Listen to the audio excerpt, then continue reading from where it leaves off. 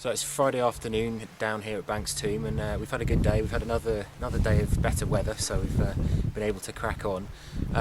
We've had an interesting day looking at the entrance passage today. We've been excavating out the deposits in there, and what we found is that the kind of upper backfill of stony, grey, silty clay material comes down onto a very carefully laid layer of flat slabs, which seems to have been laid in the middle of the backfilling deposits. There's a similar grey kind of stony layer below, so it's almost like a pause or a kind of a halfway point, if you like, of the backfilling or closing off of the central passage in the tomb.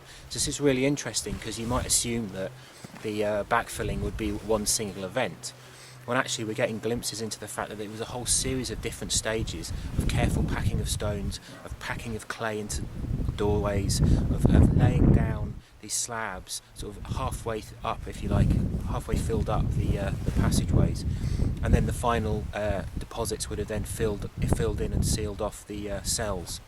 But a very interesting thing we've just found is that Gavin's cleaning up the top of these slabs in the entranceway, and he's found what looks like otter sprate, or it's some kind of animal pellet. It's very, very finely crushed up or digested fragments of bone, which are derived from animals kind of vomiting up or from their feces, the remains of what they've been eating. So this suggests again that we've got kind of a pause or some kind of break in the middle of the backfilling process.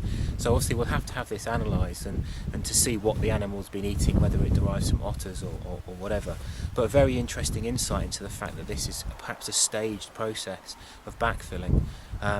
So Trisha's been excavating down in the central passage, still plugging away. We're down to sort of much more consolidated rubble now, which is giving us the level we need to be able to get into and assess the stuff into the north cell and into the east cell. So hopefully on Monday we'll be actually starting to assess this material and getting into those cells. So hopefully it'll be a really exciting day on Monday.